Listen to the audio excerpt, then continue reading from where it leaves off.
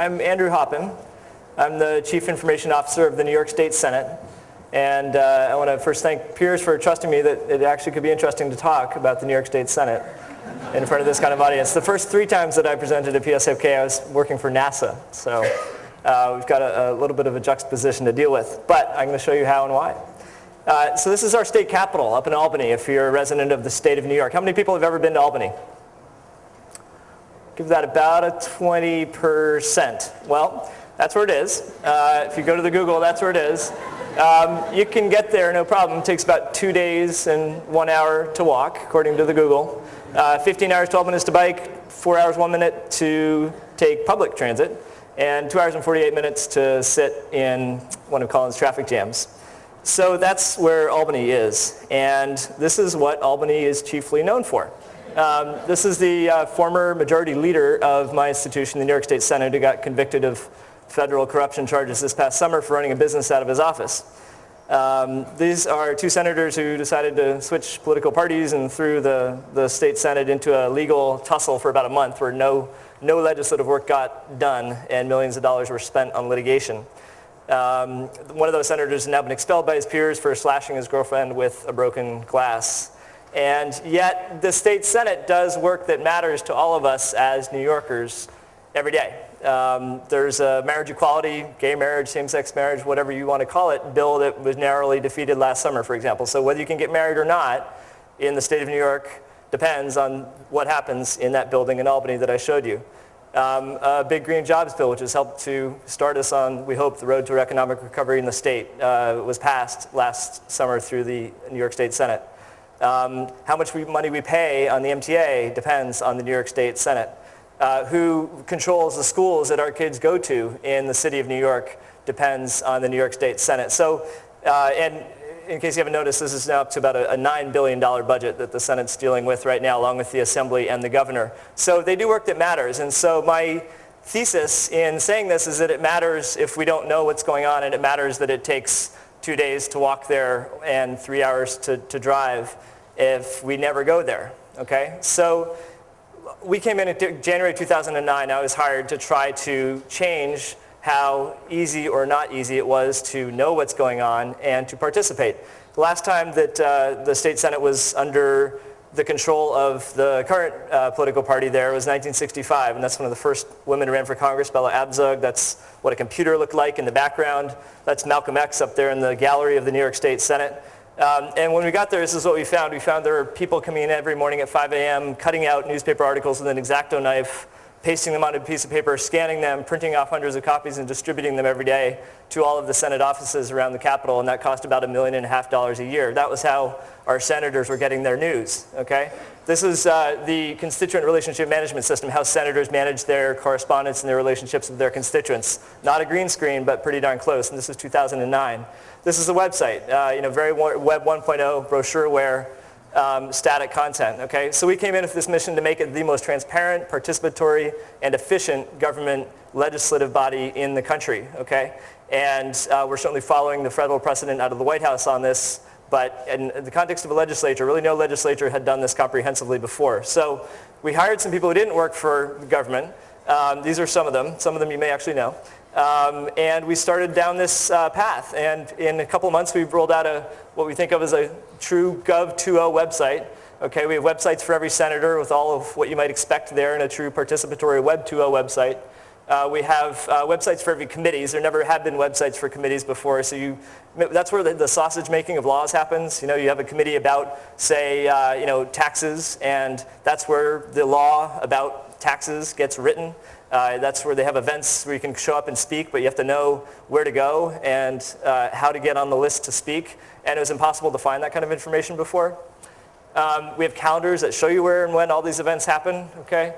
And we live stream all these events. This is that marriage equality debate that happened last summer. We had about 15,000 people watching a live stream who otherwise would have had to do the 2 days or the 4 hours or the 2 hours to get there to see it. And we have also opened up all of our data. You can tell how much money I make. You can tell every single cent that is spent by the Senate just by going to an open data portal. We opened up our legislative data. If you type in Mary, in a, we hope, fairly Google-ish way, you'll get auto-suggest of the bills that relate to marriage that are being considered by the Senate. And we also then allow you to participate by commenting on every bill, okay? So you could actually go in and comment on a piece of legislation, and without having to travel anywhere but your keyboard or your mobile device, you'd be able to actually have a voice in this process now.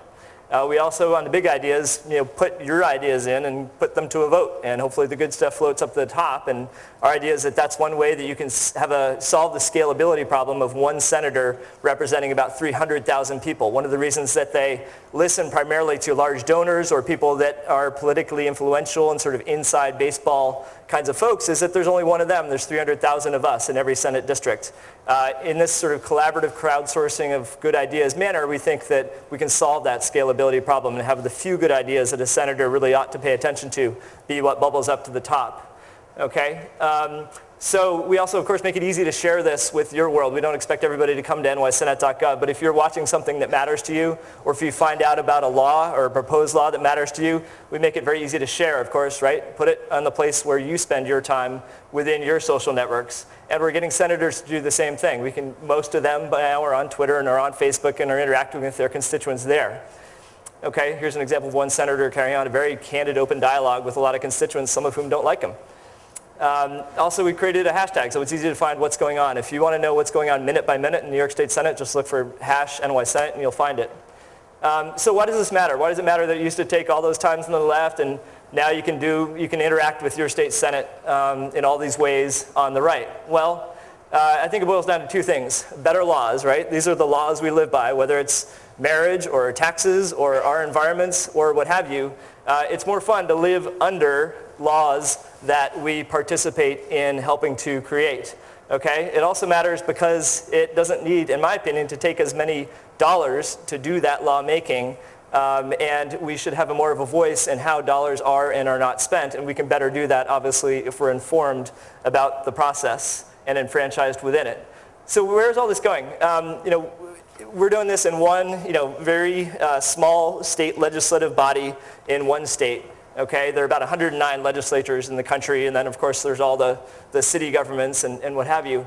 But we think ultimately if this was done across the board at cities and in states and the U.S. Congress as well, we would more closely approach what we might call a direct democracy, where we can really weigh in on the things that we care about and the things that we know about and actually help better laws to be made, rather than electing somebody because they look good on TV and throwing 100% of the responsibility for everything else on our behalf over the wall to them.